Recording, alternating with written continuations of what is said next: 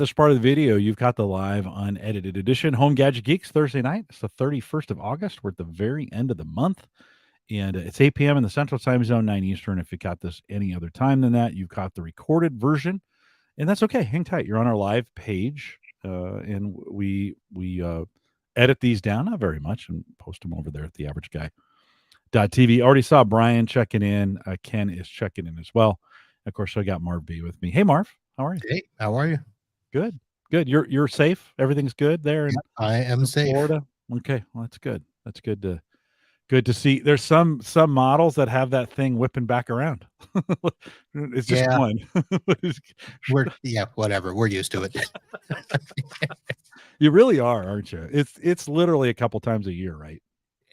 Sometimes a lot more. I mean, there was so where Idalia went in was the west part of the state. So first I should let people know that I was nowhere near that portion.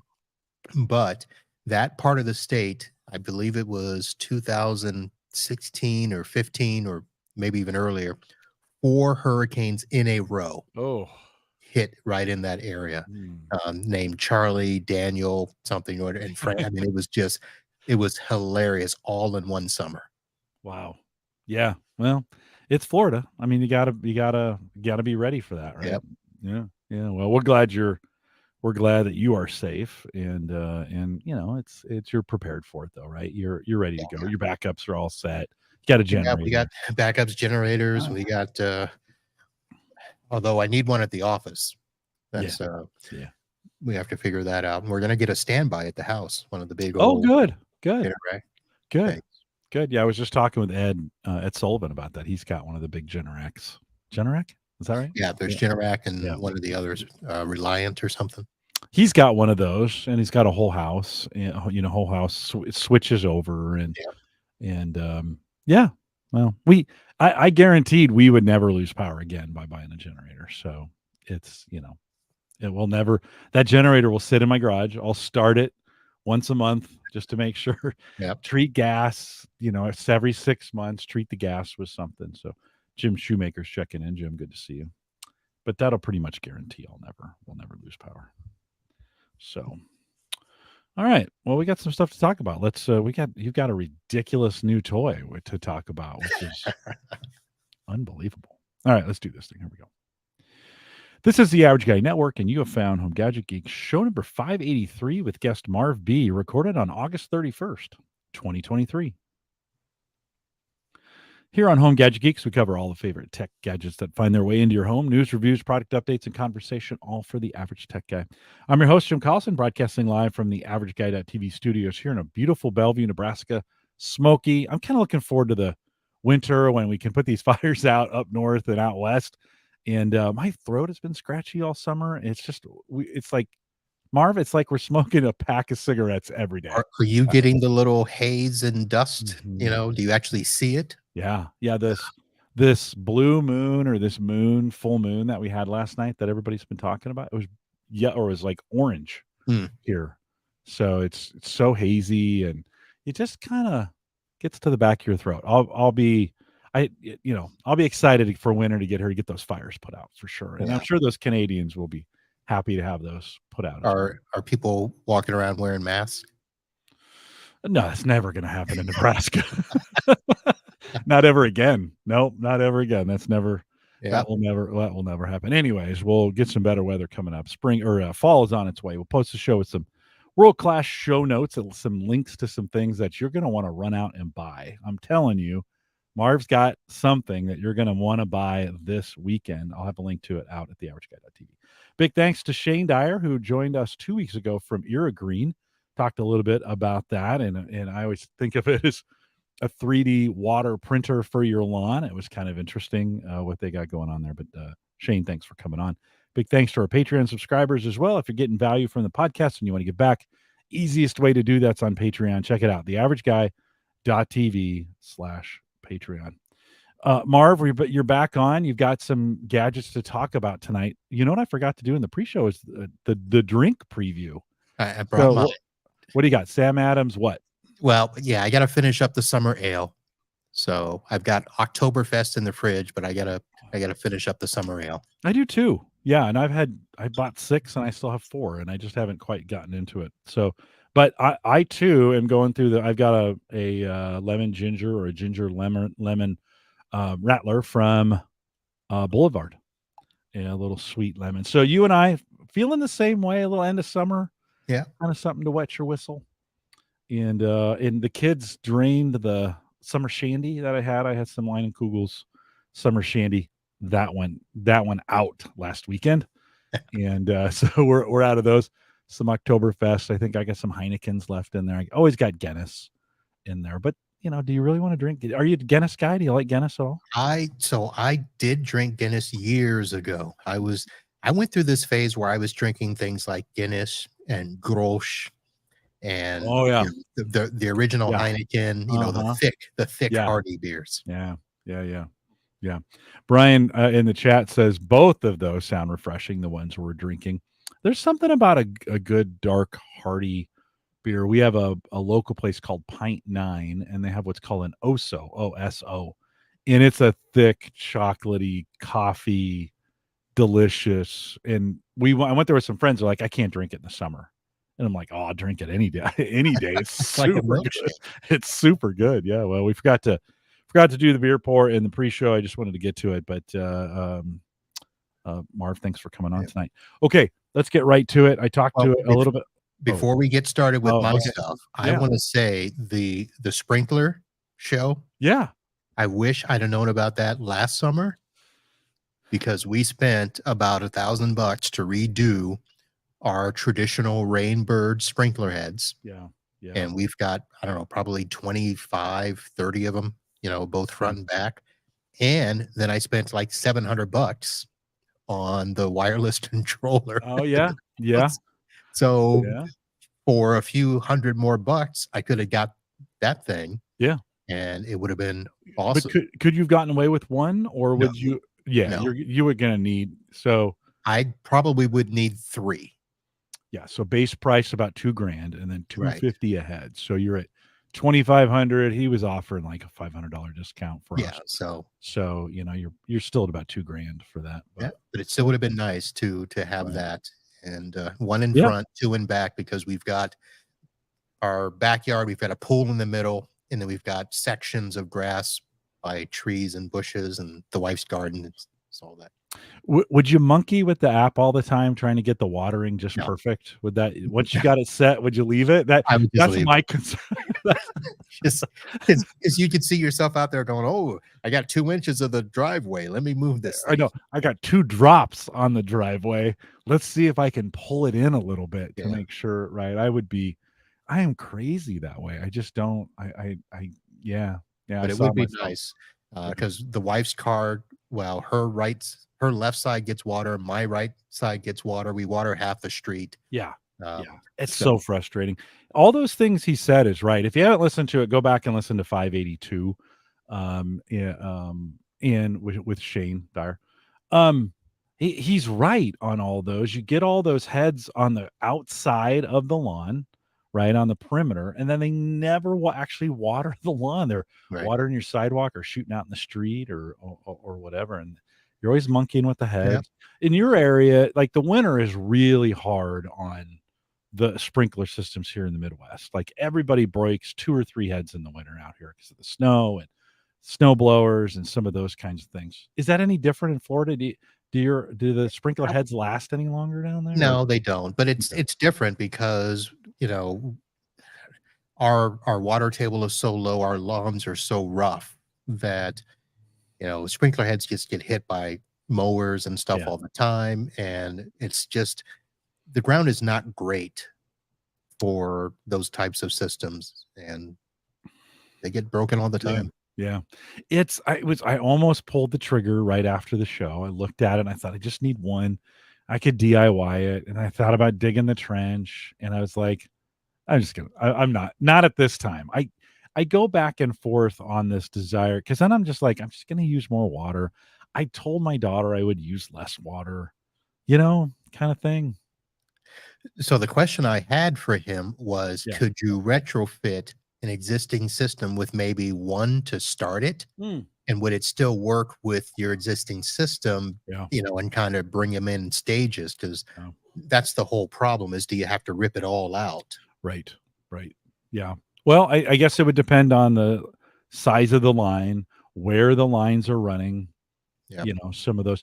It would be perfect. My front hose bib, that's what they call it, whatever, the faucet out front, is in desperate need of replacing. And I need to put one of those new frost, where the valve is all the way in the back, so Oh, it doesn't freeze and it self drains and some of those kinds of things. I have no idea what you're talking about. Well, you don't live where it snows, obviously. Obviously. So it's an old, I mean, I bet it's probably maybe original to the house. It Hmm. leaks a little bit. I need to get a new one, except to get to it, got to tear through some ceiling tiles in the Oh, basement, right? So it's kind of a thing. If I'm going to do it, I'm going to have to do it all at once type deal and replace some things and do some stuff. And I need to do it. And that'd be the perfect time then to have the plumber do the work to put this thing in, and it would right. be right out front. I would have to tunnel underneath some I'd have to move a bunch of rock and tunnel underneath some a sidewalk to get it out to that spot where they want it. So it was 1,000 degrees when we were talking about it, and I was just like, I was thinking about digging. So I don't know. I'll still have to. It would be nice up front because that's what everybody sees, and I have the best lawn in Yeah. the neighborhood, and my neighbors all snicker and shout obscenities at me and stuff like that. Show off. Yeah. And Those kinds of, they'll just get louder and more obscene when they see that.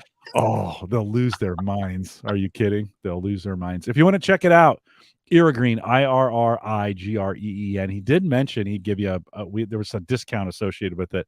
I thought it was $400-500 when he said it. Just let him know you heard it here on Home Gadget Geeks if you're going to do it, and you need to do it kind of soon. So check it out if you get it done. All right. Speaking of spending some ridiculous money, let me bring this thing up. You recently talk a little bit about you got a new gadget. Let me show it. There it is. Marv, what do you got here?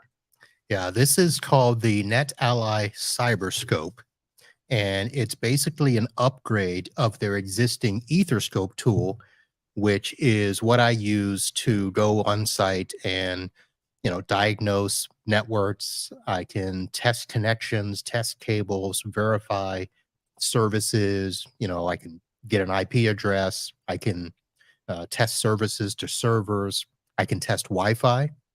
I can see access points. I can see the number of clients. I can test, not just bandwidth, but I can actually test and analyze the wireless RF signals. I can do a lot of stuff. And then they've got a whole bunch of built-in apps because it's built on the Android mainframe. So I can do stuff like send screenshots through email. I can pull up browsers. I can connect into my networks and switches. There's apps for a lot of the IT utilities that I use. Ruckus is what I have been doing recently, and um, I got it here. So here you can see it physically in my hand. Hold on. That is Let me it. go big screen with you. Yeah. That So it reminds me kind of like the old Palm devices that not it's a yeah. little thicker than those, but remember those? Yeah. Yeah. Yeah. So That's 14,000, well, let's say $13,000 worth yeah. of, yeah. But Yeah. it's worth it for me. It's obviously, not really Yeah. for home Yeah. users, but Yeah. you people love to hear about some of the gadgets that I use, and this is Yeah. it. It also tests 10G speeds. It tests fiber. It's got a flashlight, so if I'm in a closet, I gotta do stuff. Wow. All these things, and I just used it over the weekend. I had a company where they were installing cables for some access points, and when I went to go install the access point, I got no power. And so I hooked this up, got no connection to the network, took a screenshot of the cable test that showed. Oh, I wonder if I can bring that up and show you Hmm. because it Yeah. was so Yeah. funny that I sent them a picture and the guy tried to tell me that, oh no, that cable was good. So let me first, this is what he sent over. And it's basically its little, pocket handheld tester that just showed continuity. And I said, no, that's not it. Here's what your cable actually looks like. That's hilarious. So So he had two basically. Does that's saying he's got 2 wires switched and 2 that are broken? Is that what that are not? well, he's got one good wire of the 3. Yeah. So the green wire on the screen here is the good one, right? Right. And And then brown and orange are wired backwards? yep, Is that they're crossed. and And then the blue is blue, not. yeah. That's hilarious. Well, you So got 1 of 3. You got some continuity. Why would his show full continuity? Now, I get why it should have 4 and 5, the so pairs. so a lot of times what these testers do, and these are really, really basic testers. Some of them are as low as, 40, $50. You can get them at Home Depot, Lowe's. This one's actually probably closer to 100, maybe $150. And all it's doing is testing, can I get a signal from one end of the cable to the other? But it doesn't say how good the signal is. It doesn't say anything. And I'm actually kind of wondering how those are all showing solid lines because they shouldn't have. Yeah. At least one pair should have shown that there was no continuity, right? Right. Yeah. In that. But and it's tough because I don't want to bash on these guys. What they do is much needed on our industry. Nobody wants to run cables Yeah. anymore. Yeah. Um, Yeah. But Yeah. I sometimes sit and think you guys have got to get some better testers. Right. Right. Right. If this is What do you what you're think? So for you being able to run that test right there in the moment and say, "Hey, this is what it's showing." What does that save you? I mean, from a well, productivity standpoint, what do you think that saves you? well, here's what it did. So the whole reason I got into these testers was years and years ago, I got into this back and forth battle with a cable person that said, no, our stuff is good. And, I had a workstation that would work and then not work and not work. And we could not figure out why. And he would run his little tester and say, oh, all the connections are good. So at that time, I went out and spent $1,100 that I didn't have because I was just new in the business. And I found a tester that, yeah, it showed the connections, but it also verified the speed and continuity and some like BERT test. It did a whole bunch of stuff where it says not only does it show connection, but it shows that you've got a quality connection that will run at the speed that it's supposed to. Hmm. And that's what I need. I need to be able to verify that not only is it showing connection, but will it, for instance, power over Ethernet? Right.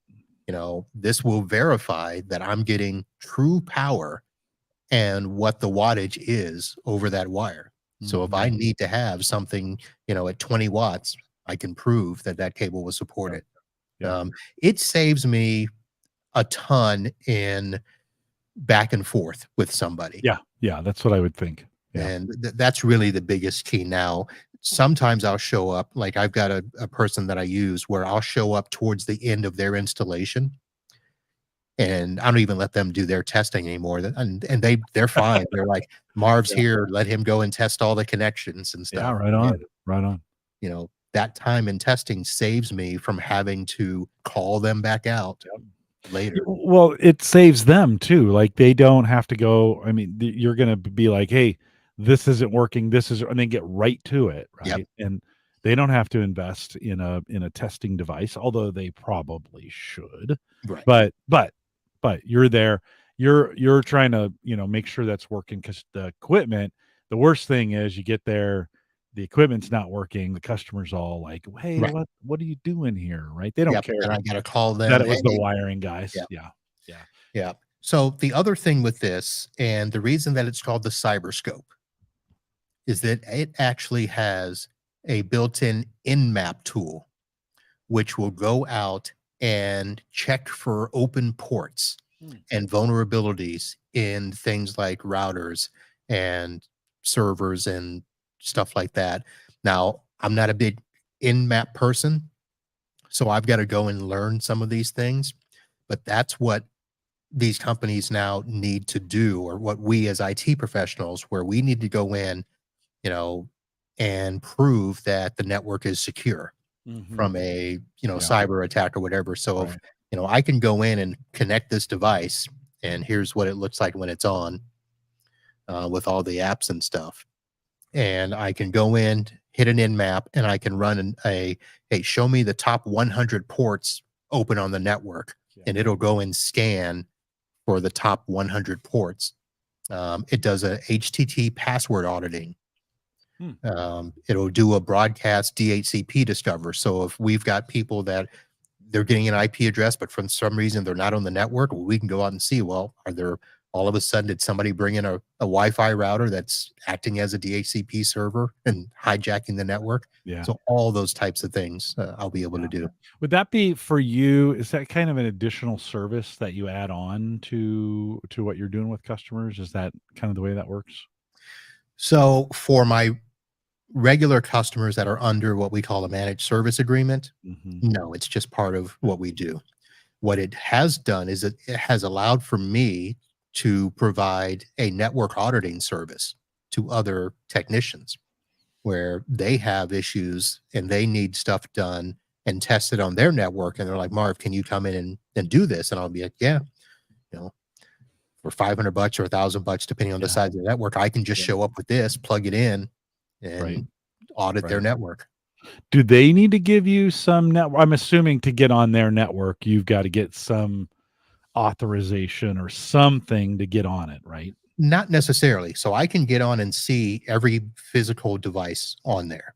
Mm. If they want me to test things like their Wi-Fi, then yes, I'll need a password to get on there and it'll test their Wi-Fi connection and all of that. If they want to test services to a particular server for, like, say, a SQL server, I don't need a password to test the physical connections, but if I need to test services, I may need a password for, SNMP if they've locked down SNMP. And then Ally has some, they've got some cheaper versions that Yeah. are less expensive that you could probably less functionality, less things you can do with them, right? Yeah, they've Maybe not. got this is a smaller version here. It's called the Link Runner. And this is probably what I would recommend for most technicians if you're just getting started. It again does the network and cable testing. So if you just need to go and test connectivity to a network, it'll do all that. It has a lot of the same features where it'll try to grab an IP address. It does have a place where you can add a Wi-Fi connector and test Wi-Fi and do your basic stuff there. Yeah. What's the retail on that one? So that one's about 1,500, and then they Oh, do have cool. one that's like 299. It's called the Ether Scope. No, I'm sorry, the Link Sprinter. It's Yeah. I've got a Yeah, bunch you over got here. one of those too. It's okay. It's like a little Yeah. it's the size of your hand, really small, and it just tests really quick connectivity and stuff. Yeah, and I actually downloaded some software. I forget the name of it now for my Surface that I could do Wi-Fi testing around the house. So Mhm. it was one of those things kind of connect to it and I can say, oh, it's strong here, not strong there, some of those kinds Yeah. of things. That's kind of nice. That's kind of nice sometimes to Yeah, see, and I mean, I know it's overkill for a lot of people that would watch this show, but Yeah. for Mhm. IT folk, if you wanna go out and have some authority behind what you're doing, people really can't argue with those types of tools. Yeah. Yeah. Well, and it's not over. I mean, the more you use that, the more uses you find, the better you get at it. Then you can offer that as a service or Absolutely. add on at either an add-on or an additional service to retain that customer. Right. Oh, yeah, because 'cause it'll do, one of the other things it does, it'll do complete discovery, so once you've, let it run for a while on a network, you can upload that to the cloud. NetAlly has a free service where you can log in and you can show an analysis of all the devices. You can do sorting of certain devices. You can run reports. It's nice. So yeah, there's a lot of add-on features. Wi-Fi surveys for a company where, Mhm. hey, Mhm. we need to know how many access points. You can go in there, upload a PDF of their floor plan, and literally walk around the space and map out how many access points they need. That's a couple $1,000 that Yeah. companies are charging to do that. Yeah. Well, and maybe some average guy usage in the sense that we like when I first started putting Ring devices around the house, I was getting really bad connectivity. And what we noticed, I used that Wi-Fi analyzer because it picks up all the Wi-Fi units, and I had um, two D-Link cameras that were Wi-Fi that were causing noise. on the network, lots of noise, so much so that it was affecting the ring cams. You turn those D-Link cameras off, you everything worked on the ring side. Turn them back on, they would, they'd go down again. So it was a good. I mean, I think sometimes when we set up Wi-Fi, even in our homes, we don't necessarily have all the necessary tools to kind of check around and say, hey, is this, is this thing doing what it's supposed to be doing? Is it creating network traffic that's clogging up it for clogging it up for everybody else, creating noise on the network, those kinds of things. So those tools, I wish that was easier. We buy the router, we set it up, we start connecting things to it. But in a lot of cases, we really don't know what those devices are even doing. Yeah. Yep. So, I mean, I could show you guys a ton of stuff, but I just thought you'd be interested in seeing that. No, yeah, no, super. It's fun. Again, it looks like an old Palm device, a little thicker than that. You also picked up some earbuds, and you said in the notes they weren't Aaron approved. Are you like, so what are you doing, Marv? You can't so be. This is one of those things where I have gone through earbuds so many times. I've been in airports and picked out earbuds when I left mine, and I bought Sony's and all these names. I bought Dr. Dre's, well, I forget what his are called, but the Beats ones. And I always end up coming back to these Bose Sound Sport earbuds. So they are wired, which I like. I don't like the individual earbuds by themselves. I actually lost one on an airplane once because I fell asleep and one fell out and I couldn't find it in the aisle. So this kind of wraps around the neck, and the sound quality is absolutely fantastic. I get the highs, I get the lows. And the reason I say they're not Aaron approved is she's done several reviews, and this has never been on there. And I actually had a deal. So the link I gave you on Amazon, these are the lowest price that I've ever seen. They're actually like $130 full retail. But I actually found a deal on eBay where I got two for the price of one. So this is the second one still in the box. It's a little beat up, but there, let me show you there. So I got the box there. Yeah. But they are just fantastic, and use them for my podcast and my music listening. It's tough to go wrong with Bose most of the time, right? I mean, I bought their I should know the name of this. It's just basically a portable speaker. It'll come to me. Bluetooth speaker? Yeah, their Bluetooth speaker. Anyways, we leave it by the back door, take it out when we're sitting on the deck. You just grab it, and anybody can connect to it and be the DJ or play the music or do what needs to be done.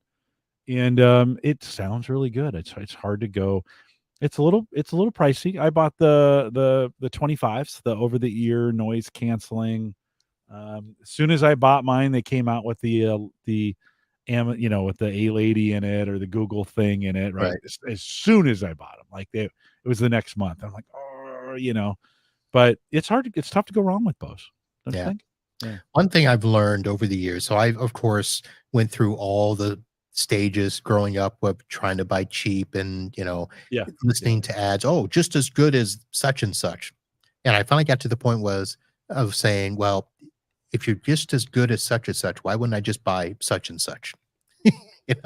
So that's what I started doing. Everybody compared themselves to Bose, so I started buying Bose. Everybody compares themselves to Dyson. I just buy Dyson. And right. And I've gotten lucky because the quality has followed, and you buy less and they last longer. They do the job, sometimes better than the cheap, pretenders.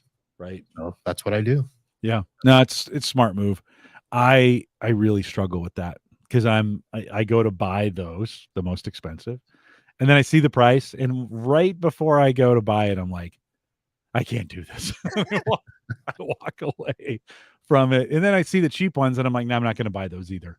And then I have nothing. And I listen. I traveled for work for a couple years, and for maybe 3 of the 5 years I traveled, I battled with noise canceling headphones. Like, no, too much. Nah, nah, nah, nah. So I finally bought some. Like, I think I bought them for when I went to London. So that was like December of 2019. Took them to London with me. It was awesome. Came back, COVID. I haven't flown. I mean, I have flown. I have flown once since, but traveling for work kind of stopped. That's always my fear in buying the best. Is it seems like with me, whenever I do that, the reason I bought them stops as soon as right. It's just so frustrating. You're like, now I have this really what I need to get better at, and everybody gets better at, and what Uyghur was good at is just selling the thing. Like, just unload it. It even for whatever you can get for it. Just unload the thing so it's not sitting there. And then if you need it again, just rebuy it. Yeah. I was never That very is true. good. That's the minimalist way to go. I was never very good at that. So, well, I'm assuming your use case, lawn mowing, out walking. I mean, where do you use those headphones the most? So obviously, yeah, out on the lawn. I actually use them if I'm at a client's place. I'll actually wear them there, and it's just kind of a deterrent for people to bother me while I'm working. True. I do that. I wear them in stores, so I don't have to deal with that. Pretty much anywhere, especially if I want to listen to something and not have it interrupt somebody else, because most people, you barely hear them even when they're up high. But you don't need them high because the audible level and clarity is really, really good, even low. So yeah. And then do you wear the strap in the back or do you wear it up front? I wear it in the back. In the back. But yeah. Does it have a microphone in it? Yes. Yeah. In the strap or in the earpiece? It's on the side. There's a little, so if you see right by the earbud, there's a little microphone there, and it's got the control, so I can raise and lower the volume. I can pause and do all that. Yeah, those are good. I struggle with that style of earbuds that has that like the plunger style. I like the earbud style, except earbuds got bought out by JBL, and then JBL shut them down. So it's like it's getting harder and harder to find those covers. Brian says in chat, besides not having to worry about it getting lost, you don't need to worry about battery life with Wire 2. Now, those you're still charging those, right? Yeah, I charge these, and the battery actually they'll last anywhere from 8 to 10 hours. So that's pretty good for me. I never listen to them for that long unless I'm on an airplane, stuck in an airport, or something like that. So they do the job. Even then you'd have to be gone. I mean, that's a lot of 10 or 12. That's a lot of hours when you're thinking about it. Yeah, it is. So, well, cool. Yeah, that's a good for 100 and what do you say, 130, 140 is 130, retail. Yeah. But they're on Amazon. They've been on Amazon a lot for, 100 or less. Yeah. No, that's a pretty good pretty good place to be. Yeah, that's good. Well, hopefully I'm assuming you're thinking you're going to get a little bit longer out of them than you did all the other ones. Yes, and one of the reasons I got 2 is so I had, a pair at home, right, a pair at the office that goes with me in the car. Yeah. Yeah. No, a good way to do it. Cool. I want to change the subject a little bit. We've been talking, Jay talked about it. I think you and I talked a little AI. Both of us came with a different news story, but are related in that, I think yours was talking about, with AI art trying to get some kind of digital stamp in the art, right? That the one I saw in Gadget says the U.S.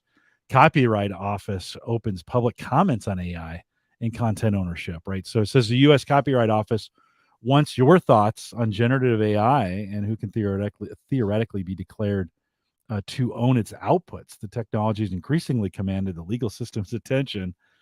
And as the office began seeking public comments on Wednesday about some of AI's thorniest issues, These includes questions about companies training AI models on copyrighted works.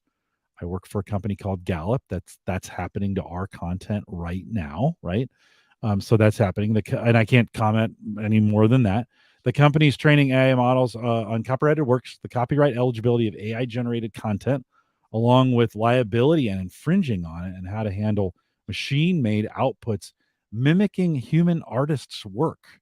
And this Mhm. is where it gets really, really interesting, right? In the area of deep fakes and art and some of those areas. I've always thought the blockchain would be a great place to start storing digital signatures or something of this kind of art where it you could validate that. But I guess as AI is generating this in the style, we could say Picasso because he's out of copyright Right. at this point, right? But that kind of stuff is happening. I don't know. What are your thoughts on this, Mark? Well, it's a whole weird thing because, NFTs were supposed to be a thing too, where, you True, could, true. uh, license stuff through an NFT. But, you know, I I looked at this and part of me thought we've already been through this battle with, merchandising and being able to um, what do they call it? The print on demand, where you can just upload images and print them. And, the companies, all they say is, do you have permission to use this? Oh, yeah. Right, right, right. That in the deep fakes, like you talked about it. Well, the fact that AI now can generate likenesses for you is just an extension of that. But obviously, because it's on the internet and most of them are free or very low cost, I mean, it almost becomes a mass production thing when people can do this and, you know, well, I did it with AI, so it's mine. Well, no, Mhm. it's not.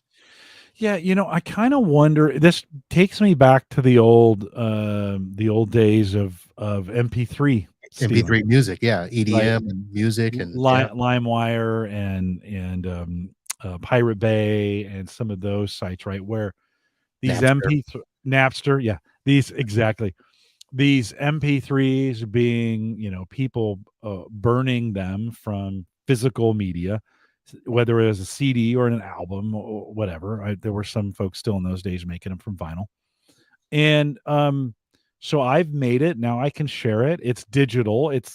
And that like for a time, what was it? What do you think of it? 6, 7 years?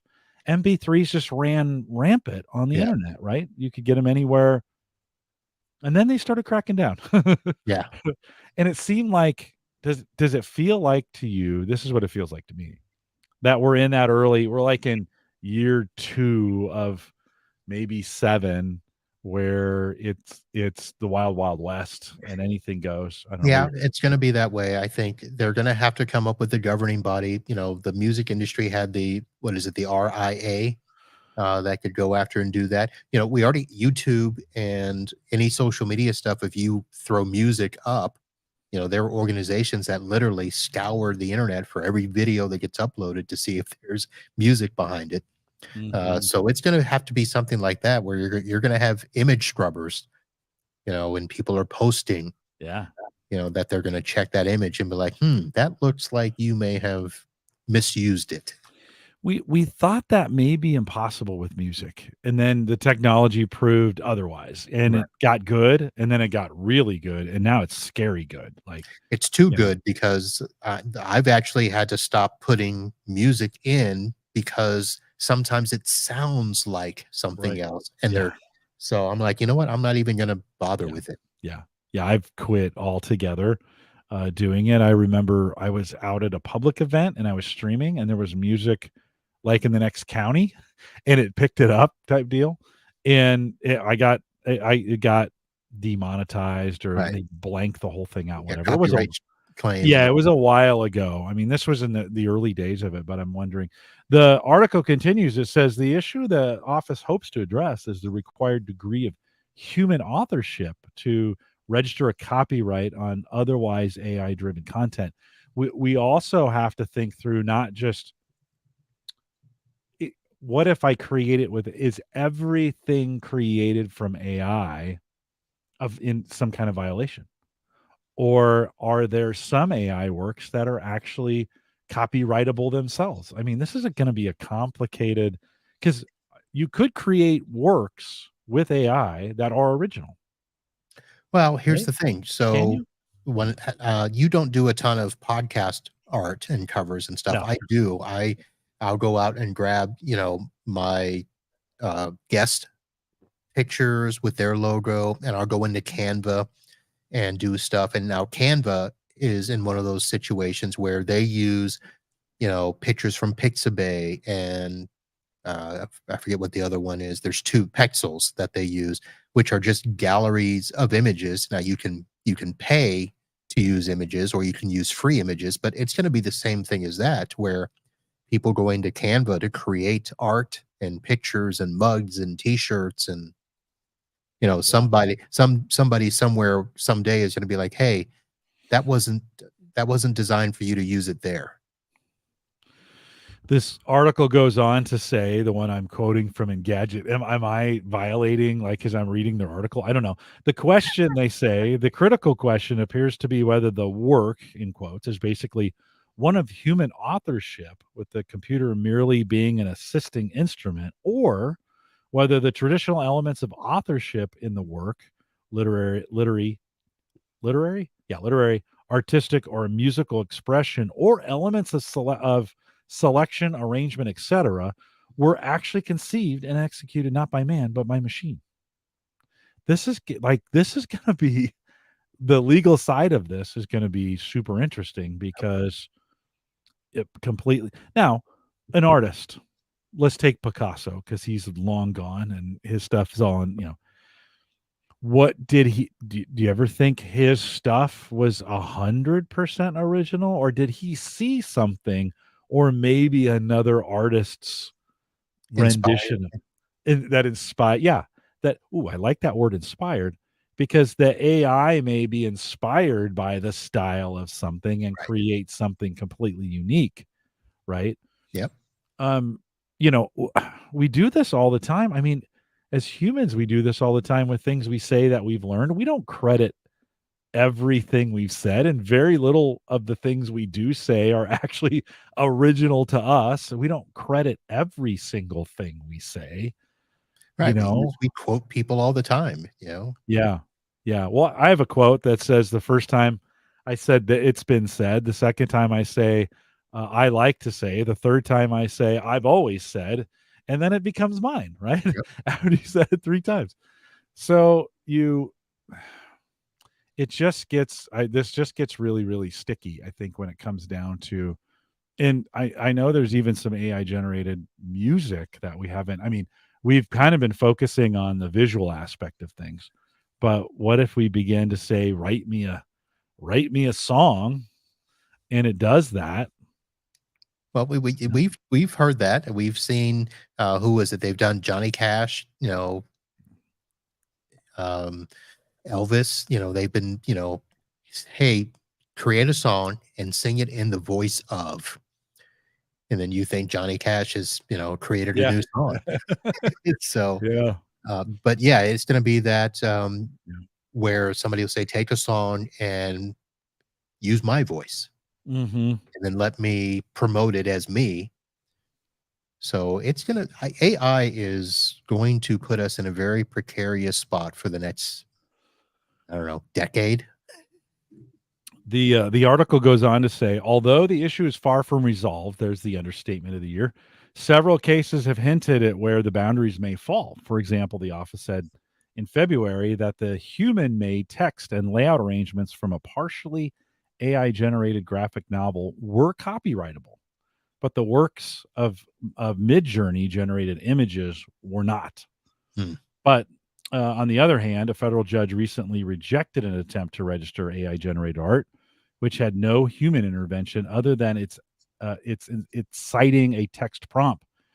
In quotes, copyright has never stretched so far as to protect works generated by new forms of technology operating absent any guiding human hand, as plaintiff urges here. A U.S. District Court, Beryl Howell, wrote in the ruling. It's going to be, we're at that early stage where I think there's going to be conflicting rules that come out, right, until we get a lot of these kinds of things worked out in court and we kind of get it figured out, it's going to be a mess, Marv. Yep. It is going to be a mess. Your article, the one that you had sent over to me, talked a little bit more about the art side of things. Would that, in that article, you remember, would that shed any light on this this Yeah, conversation? yeah, like you said, it's more from the artist who um were looking at the musical aspect, and from the movies, where people are taking images and stuff from movies and creating their own AI stuff. And, the artists are saying, hey, that's our livelihood you're messing with by Yeah. taking our images and just, Yeah. mass producing them 1,000 times on the internet. So, Is it but it's, does it different when AI takes somebody's job away than when they steal somebody's art?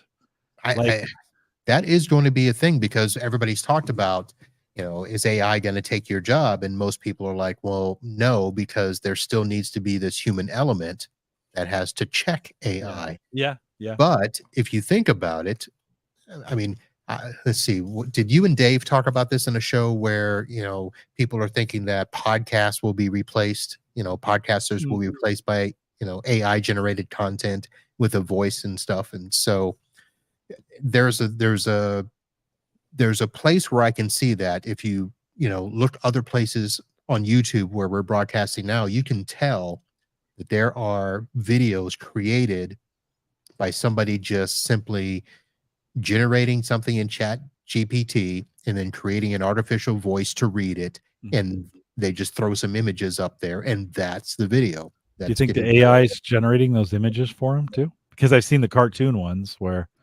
you Well, know, I think the really good ones, no, because I know that there are companies that, they've got licenses to libraries of images and videos, and they have people that are stitching those together like they would a regular video. But I do believe that, yeah, they may be going out.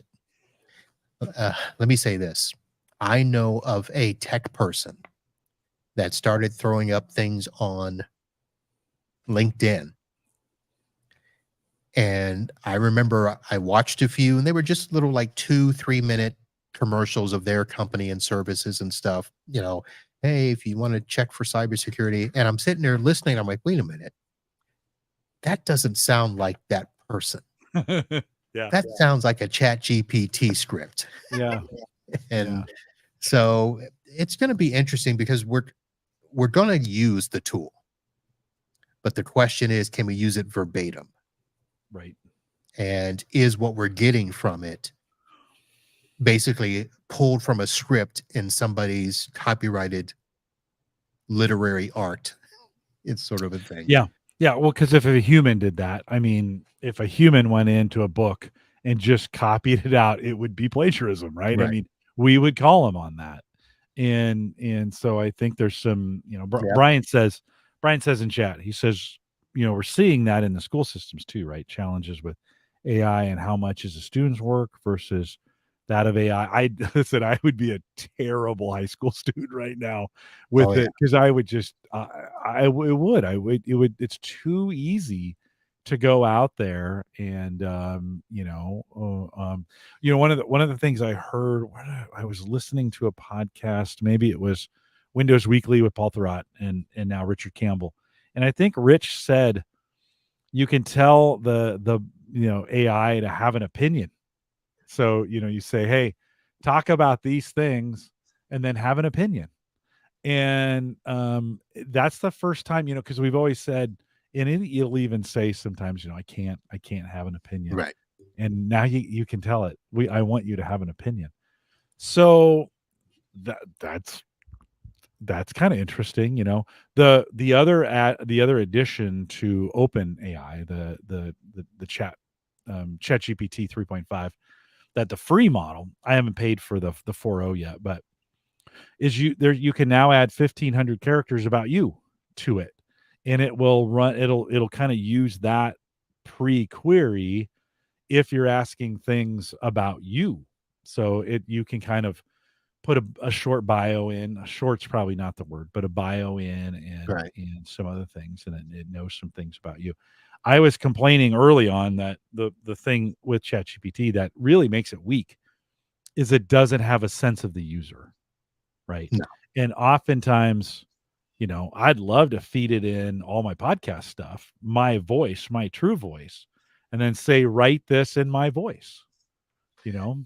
Yeah, I mean, but you're right. The nuance of Yeah. how you might say something isn't going to be captured. So I just Yeah. took so the article that I sent you, I just went over to Perplexity and said, give an opinion about the news article in the website. Yeah. And it gives an answer. And the first part of the answer says the news article reports, and it does that. And then in the next paragraph, it says, as an AI assistant, I cannot provide an opinion on the matter. However, If you pay me. it is important to acknowledge, and it does it. So it Yeah. does basically give an opinion, but it qualifies itself by saying, I'm not allowed to give an opinion. Oh, well, I'm sure there are lawyers who are saying every output has to have Yeah. some kind of disclaimer on it, right? So that they don't get, yeah, whatever with it. It gets me. I haven't, I haven't been real tempted. Like, I haven't been tempted. Early on, I wrote some articles with it over at the averageguy.tv. I did a whole series of articles where I wrote one, and then I had it give me topics from one to the other, and then I wrote another one and tied the two together with links. And I must have created, I don't know, I was just having fun with it. I probably created 7 or 8 of them, put some footnotes in there as well. But it was kind of interesting. That got old really fast. Like, just creating content. I mean, you can generate and put a ton of crap out there, but after a while, it felt kind of empty. Yeah. You're just like, this isn't really me doing the work to make sure. It's just words, And I know it creates some good stuff. It's really good at history. Like, you can say, tell me the history of this, and it will generate a really nice historical story for you, type deal. Yep. Not always right, but But you're not going to get that engagement like we're getting here in the chat, with people responding. All of a sudden they just lit up when we yeah. started talking about this. Where you guys been? Tony says, sorry, my phone was ringing at the same time. Maybe ChatGPT was trying to call me. My wife works in medical education. Our company just issued a statement that they will not allow AI generated work in their publications. And we've been asked not to feed AI, or not to feed the AI our intellectual property. So don't put our stuff in there to get results back. Don't take something we've written and put it in there, because Right. it's there, right? We know they're taking stuff that we're Oh yeah, they're giving cataloging them. everything you asked it. They're cataloging. Right. Yeah. And we just put a hold on the free version of Grammarly Oh really? because of the same thing, right? Those I Oh, guess in the user terms, if you're using Grammarly and you're writing things with it, it's capturing that, and you lose control of that content if you're using the free version of Grammarly. man, everybody's watching us. Yeah, they are. Well, and that's what you give up for the convenience. We've always talked about this, right? You're getting a benefit, and you're giving up something to get that benefit. That's right.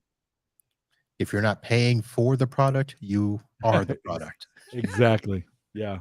Yeah. Well, it's leading. I think it's really, really leading to some interesting conversations. I think I'd like to get to this point where we stop thinking about Chat GPT as just a word calculator, right? In other words, just a content creator. I guess I get a little burned out with this podcasting, blogging, art, images conversation about just generating pure content to get rankings on Google, or to sell images on a t-shirt, right? Some of those things. Yes, okay, all those are cool. But I wish we would spend more time thinking, like, how can we be creative with this tool in a way that really helps people, right? That can really do some things that humans can't. and make it a good tool for some of those kinds of things instead of, and like anything, you can't get one without the other, right? Right. You're gonna get it that way. But it seems like there's some areas in this where, um, I would want it. I would think about like if we think about network monitoring, right? And it would be great if it would do a lot of that monitoring for me, and then let me know when it starts to see, hey, it looks like this is a weird anomaly. I'm seeing these kinds of things, and not just spit out a report, but actually give me something intelligent in it, like not just Well, some I can numbers. tell you there are companies working on that where Yeah, they are trying to get AI to do, predictive repairs. right, right, Rather than report to you, just go ahead and fix it. yeah. So Well, or give report it you to me for a while, and after a while, it just starts doing, well, right. maybe I should just fix this now because I know how. The human did it that way several times. Well, I think the right now they're talking about it to where let it report to the human, and then the human can create the automatic scripting to fix it, or you know that sort of thing, and then allow AI to fix this but not that. So there are companies doing that. It's in the works. Yeah. Yeah, well, it'll be interesting to see where we go with this. Like it's gonna have a little bit. I think we're gonna have a bunch of up and downs, and I think the MP3. Going back to what we said earlier, I think if you studied what went on with MP3s, I think that's the roadmap for where we're going with AI, right? Yeah. In this space and what it does and where it goes. It's gonna get harder and harder to tell. Unless a government, someone steps in and says every piece of AI generated content has to have a fingerprint that this was generated by AI, right? Imagine, you think about that, a watermark that you can't see. It's buried in the code. You can't take it out.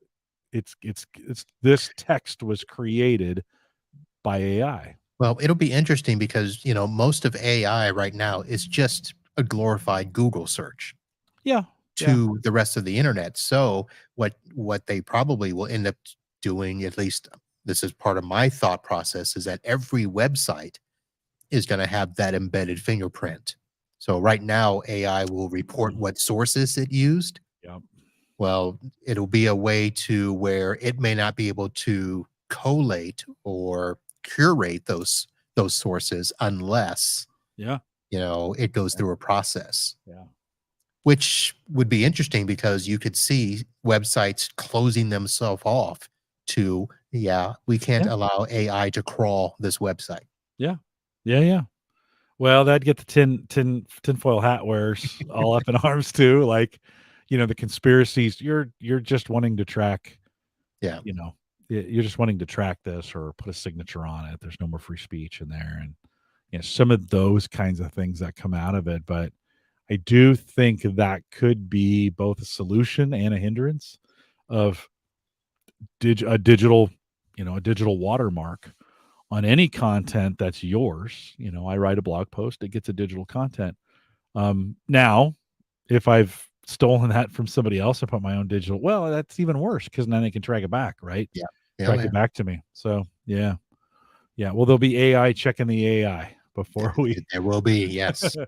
before we know it. Okay, last time you were on, you were him hawing about maybe a podcast or another one or something different. I think did you say it was a secret to that point? Were you still not telling me? Is Yeah. it I okay? kind of was holding Yeah, it in my hip pocket, yeah.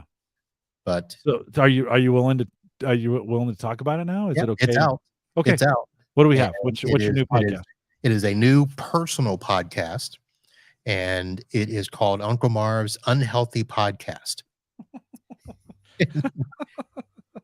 No, And you that can wa yeah. Is it really? Here, I'll put the link in the chat yeah, room it's so actually at unhealthypodcast.com.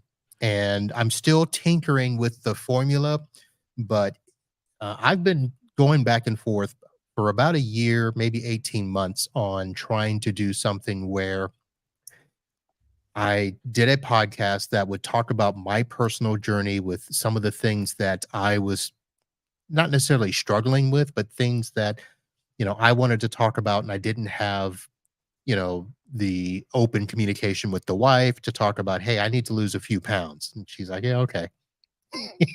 Sort of a thing. Yeah. And then Yeah. trying to go through, listening to other like YouTubers and all of the professional companies, buy this plan or do this. I'm like, you know what? I just want to talk to regular people like me Mm. and find out what are people doing. So that was the impetus for the podcast where I would just, openly and publicly say, here's what I'm doing, here's what I'm struggling with, here's what I want to work on, and go out and find friends who are willing to talk about it. Mm. Well, now it's turned into more than just simply like a health and fitness thing. It is, there are so many things in our life that are, quote, unhealthy. You know, the stress that we put on ourselves by working too much, the mental health that, people are dealing with, relationships. And so I have, since I actually publicly announced this, I've had a ton of people actually reach out to me and be like, "Yeah, I'd love to be a part of that." So, Well, I we wanna be on there. Am I gonna do I get to be on there? sure we could okay, talk about your unhealthy love of backups. My yeah, well, or my very unhealthy look at money. That is, I mean, just seriously, that's one of Yeah. those I really struggle with it. Yeah. Yeah, so we've got, I talked to a lady, actually I talked to a lady this morning, and this is where it's gonna go completely, left field. She is a menopause strategist. And, so we're gonna do like maybe a three-part series where she's Wow. gonna give her story of her journey in her midlife crisis, her failed relationship, and how she rebounded from that, and now how she's going through menopause, and she's created this group where other ladies that are going through this are sharing stories and how to get through it and stuff. So it's all those types of things. So any place that we can talk about, how to go from being unhealthy to healthy. And Mm, that'll mm, be the premise of the mm. show. Not stay unhealthy. No, not The goal is not to stay unhealthy right. on that. Um, well, then you shouldn't have me on because I don't know if I've solved any of those issues. I love the let me bring it back up. It's like I don't even know what I'm doing. As we look at your side, I love the guy. They're sitting on the beach, and I see some hands out Yeah. in meditation, and then it looks like the other person's looking at their phone. So I don't know if that's a if that's a sign of it. Well, and so how many episodes are you in at this point? So I think I've done 7. Okay. I've got another one that is recorded but not published. I just talked to a lady that runs a podcast called Travel Gluten Free. Oh yeah, Liquidy. She's yeah, Liquidy. So she's going to be on for a couple of episodes. I've got a relationship person on. Actually, her show is the last one posted. Coach L.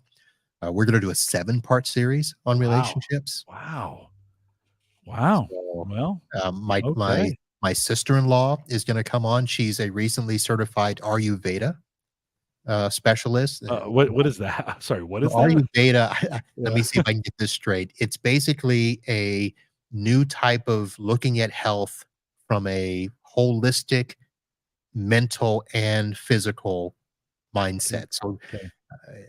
I didn't do it justice, but No, I think so. It's like Jim's "Let's Be Reasonable" podcast. That's what my podcast should be. My next one should be "Let's Be Reasonable." In other words, find an area that works. mhm, It doesn't have to be the world's best. Sometimes we go down these trails with these kinds of topics. And then pretty soon you're going to the nth degree. Like you get people on there and it's like, "Oh no, no carbs." And then the next yeah. person's like, "It's only carbs." And then right, I mean, it can get a little Yeah, and then part bananas. of why I was going through this struggle was as I was researching them and listening to them, a lot of times people were like, "Okay, they're just doing that for clicks, and they're just Yeah, doing that for like, they don't even follow their own stuff." And I'm like, "Well, that's just yeah. absurd." Yeah. Yeah. Well, it's the space, right? Yep. Um Oh, they're going to get sacked. The Huskers are playing. I've been distracted the I was whole going time. to say I realized I just remembered your team is playing tonight. The Huskers are playing Minnesota right now, and they're up 7-3. It's a super boring game. It's third quarter. It's 7-3. Yeah, but that's a game. So you're what was it? +7 was the line at the start. Yep. So yep. And they just had a big sack. So, but it's looking good. We'll see how it goes. Yeah, it's every time I think this is Jim being trying to be reasonable, I think, oh yeah, I can leave it on and I'll just look at it and it won't distract me. It's a total lie. It's a total lie. I've let it go. I mean, and nobody said anything in the chat. I mean, Uyghur used to do this to me all the time. Uyghur would be, yeah. If you go back and watch the older podcasts, he'll be like this. When I'm talking, he'll just look up, and I was like, the best thing that I have seen. Have you watched the Peyton and Eli Monday Night Football? Oh yeah. Watching Peyton Manning. I know. Try to talk and look at the screen, and he gets so distracted. It's hard. It's hard. It is. Yeah. It's one of those things where you kind of go, you can't. We think we can multitask, and we really can't. Now the Huskers have been so bad for the last 8 or 9, 10 years. I've just quit watching their football games. But we have a new coach. It's a new era.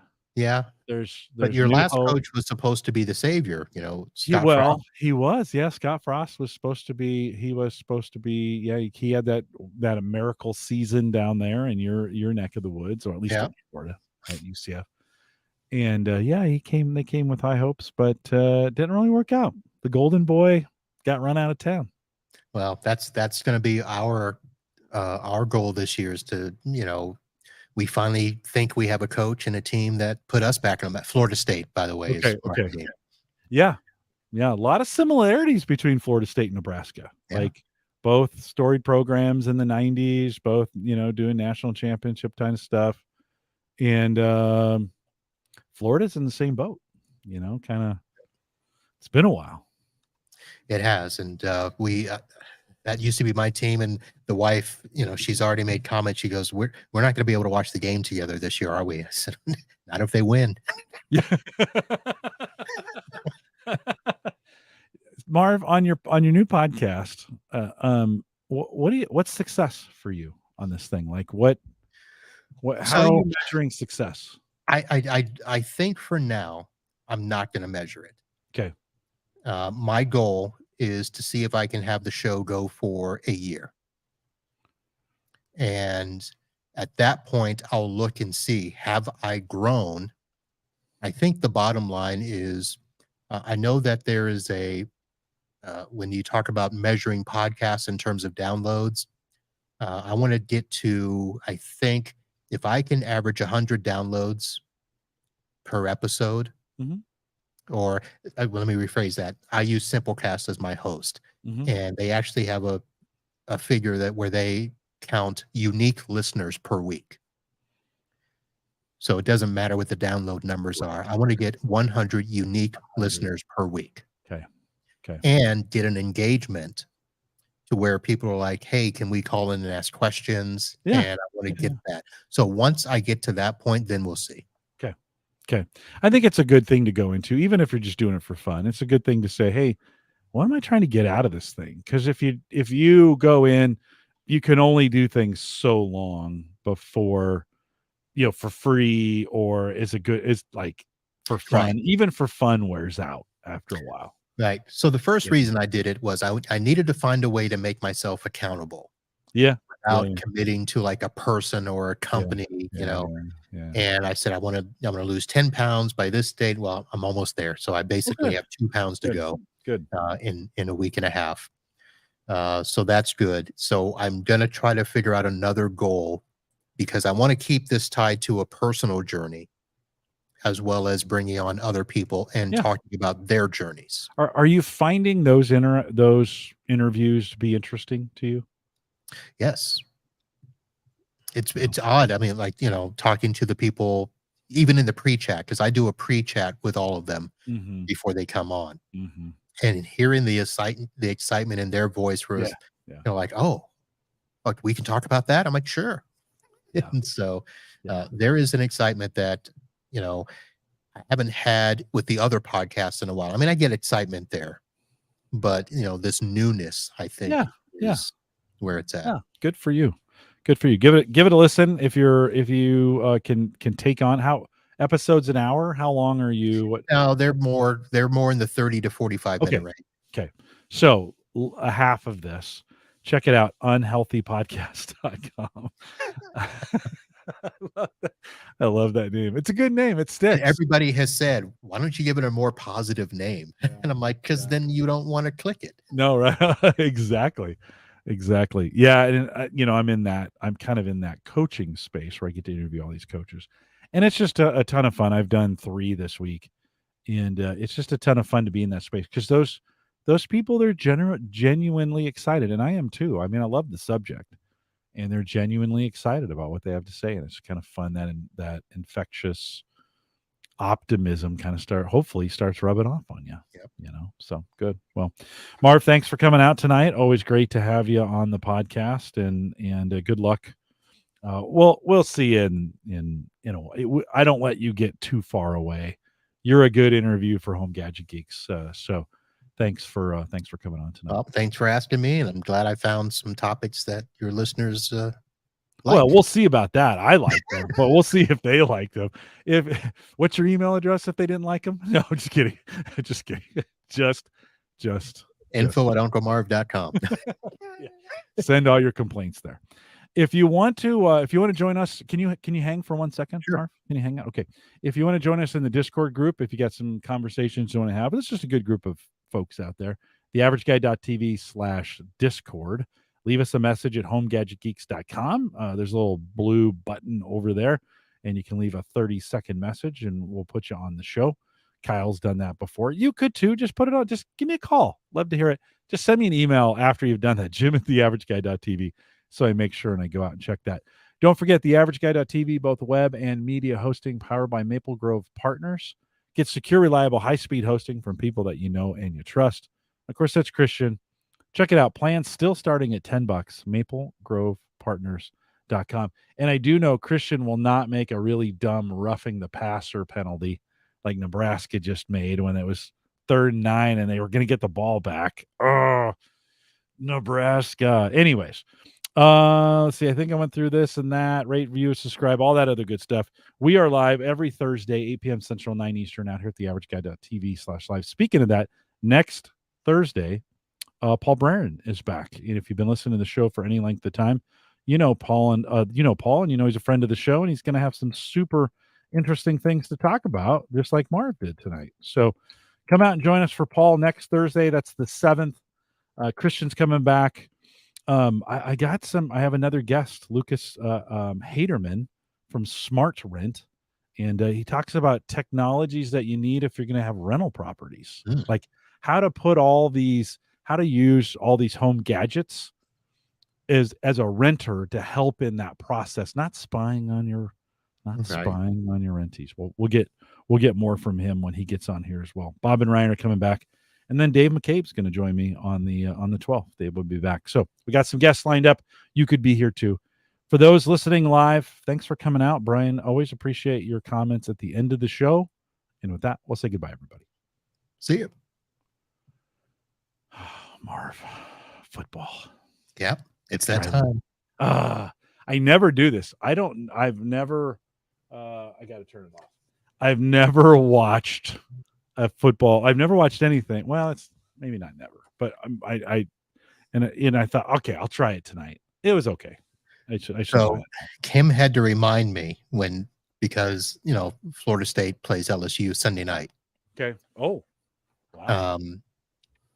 And she, they're ranked, and she's like, okay, is this going to be like it was before? Because back when her and I met, it was right in the middle of the 90s, and it was all Florida State, and we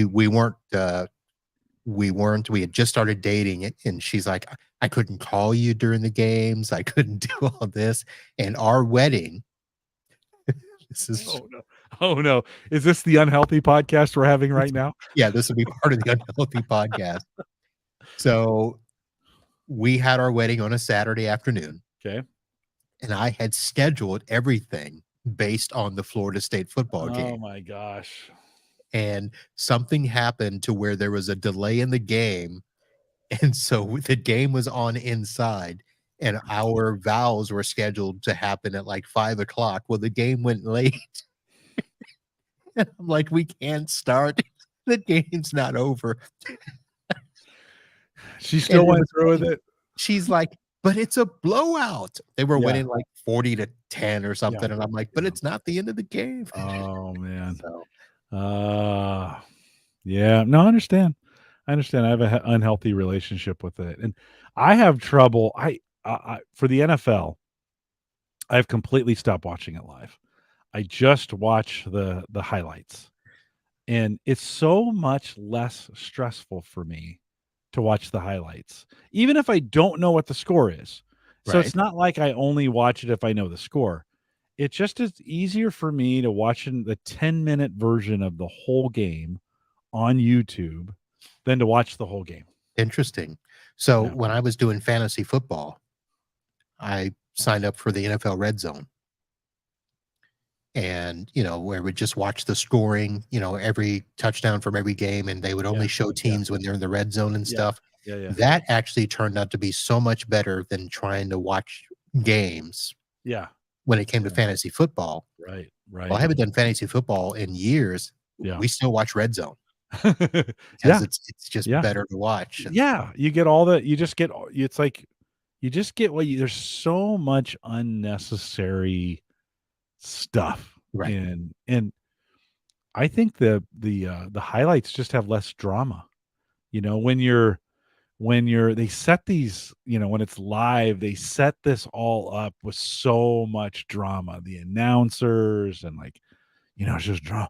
Will this happen kind of thing. And in the highlights, it's like bang, bang, boom, Yeah, boom, you don't score, have boom, time to boom, boom, boom. worry about whether, what do you think No. they'll do here? Well, Yeah. they've been moving the ball. They should continue to. Oh, why did they do that? I don't Exactly. need that stuff. This is a must-win game. Aren't they all must-win games? Don't you need to win all of them? And you get yeah. So, yeah, it is Brian says glad football's back. I tell you what I did this summer, though. I watched all of Tour de France. So that is something I had done Really? well, again, the highlights. So, That's no, that's like watching golf. That's 4 hours of watching the paint dry, right? But it's interspersed. It's worse than football. You'll go a half an hour with nothing, and then there's 2 minutes of a bike crash or somebody passes somebody or whatever, right? In the whole tour, it's probably 150 hours worth of racing. There's really only about 3 minutes that is even worth watching for the most part, right? That decide the whole thing. But I did this last year, and there's nothing to watch in the summer. And so I watched every day. I'd come home, and then I'd watch the 20-minute, 30-minute summary of the day before. And that's super enjoyable. They give you just what you need. They show the crashes and where people pass people and the end. Right. That's all you need. No, that's and then the World Championship track and field was in Budapest last week, and it was a whole week. The thing takes forever, and they treat those things. I don't know if have you watched a track and field event? I used to, because I did track and field in school, so I did, and I look back and think, oh my God, that was horrible. Yeah, well, when you now for the 100 and the 200. They have like a gladiator walk-in thing where they have pictures and music and lights, and they introduce them one at a time coming out, which is just kind of ridiculous. But every sport's getting to be like that now. I mean, hey, wait a minute. Let's talk about your volleyball team. Oh, yeah. Yeah. We had How about that? Uh-huh. Where you had, was it really 92,000 people? 92,000 people in Memorial Stadium plus the field to watch this women's volleyball game. Well, you know what I love about that is there's been a lot of pushback for women's sports inequality of, Right. well, they don't get supported. And in some cases, in a lot of cases, they actually don't, right? They don't get a lot of people, both men and women, to go Right. out and watch those sports. What I love about Nebraska is they were like, "Okay, Nebraska." And that was like, by the way, that was like 90% of the state that was there. 92,000 is about 90% of the state. It's So like Hoosiers basketball back in the day. exactly, right? I was like, "Did who turned the lights off when everybody left?" So, yeah, no, what I loved about it is the state said, "You know what? Let's do this thing." And Yep. 92,000 people showed up for a volleyball game outdoors. It was super cool. It was a rock concert. They did a nice Yeah, job. and that's Yeah. and, and listen, I know, yeah, women's sports has been tough, and, the WNBA is kinda ruining it for you guys, that's the problem. Yeah. Yeah. They're Yeah. complaining and bitching and moaning, it's like, "Okay, well, nobody's in your stands, why are you yelling at the rest of the world?" Right. Yeah. Yeah. Well, yeah, they just need fans.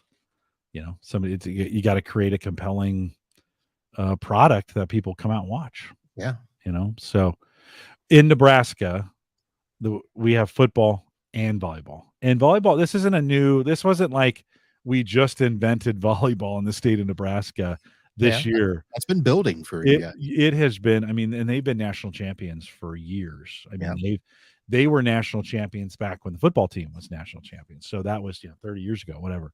And have continued to be in the Final Four doing that. It's just volleyball is a big deal here in yep. Nebraska. And That's what it so is, you create a must-see event yeah. Yeah. that people are like, "Okay, you know what? This team's been doing this, I gotta go see. What's the buzz?" Yeah, well, and it's fun. Like people like it becomes the place to be. You start seeing people that it kind of gets to be a hangout. It's an event. And you go because not just for the sport, but trust me. I mean, we still sell out Nebraska football games, even though the football team's terrible. They still, we got a record here to uphold, Yeah. 358 or whatever it is. Could be more than that. Yeah, Sellouts in a row. Florida State gave all that up. We had our first losing season in, like, 34 years, and they're Yeah. like, "Alright, screw it." Yeah. Yeah, no, Nebraska's good about that, about really supporting those things. So, yeah, that was a huge, they had a flyover. I mean, and It's like a Super Bowl event. I'm surprised you didn't have, Beyonce show up, in between matches, I was hoping John Cena would bust out somewhere in the middle of it. or The Rock, Exactly, or maybe both of them, and they would have a wrestling match. No, but then it would be guys.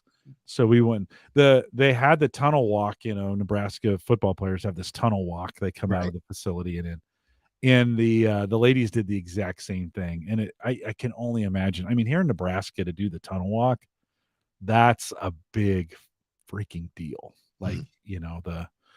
the everybody covets that, and so I can only imagine for the ladies how magical that was to have the doors open. They got smoke. You know how it goes. Crowd night, and that's more than we get for football games. Yeah. You know. So, there was a documentary, not a documentary, but there was a segment on SportsCenter this past weekend, where they talked about the Wisconsin jump, 3 minutes of jump in between the 3rd and 4th quarter, Oh, and yeah. talked about how that came to be, how they picked the song, and it wasn't this past year, but the year before, I forget the name of the group, but the guy that wrote the song for that group, after 25 years, came to the stadium to do the announcement before That's that song awesome. when it came on, and he's like, "Man, this is awesome." He goes, "I've always wanted to come here and be a part of this, but, for a song that we did 25 years ago that was, for this." Was that Van Halen jump or the jump, jump, jump It's the song? other it's no, it's not the Van Halen, it's the other one. I forget the name of the group. House of Yeah. Pain. Okay. Yeah, yeah, yeah. House of Pain. Well, Florida's losing to Utah 24-3. So We don't care. That's fine by it. Remember, we're Florida State. You gotta. no, I know. You don't. And is there big rivalries in the state? Oh yes. Yeah, I bet there are. Yeah. See, the rest of the world doesn't really care, but in the '90s, the national championship went through the state of Florida. Oh yeah. So Florida Yeah. State, Florida, Miami. Yeah. We had to go down there and play them all the time, and lost a few of them to those. Listen, all Florida teams in Nebraska are hated. Oh, To this day, we still hate Florida. You can thank Miami for that. So. Exactly. Well, Florida State was involved in that. We did. Well, yeah, we took a national championship from you guys. Yeah. Yep. Yeah. No, right on. Guys, if you're listening live, thanks for coming out tonight. I'm going to try to watch the last quarter of this game, speaking of football, and we'll be back next week with Paul Byrne. Thanks for coming out. Brian, good to see you. Tony, Jim Shoemaker a little bit earlier, and Ken, good to see you guys. We'll see you here next week. Take care, everybody.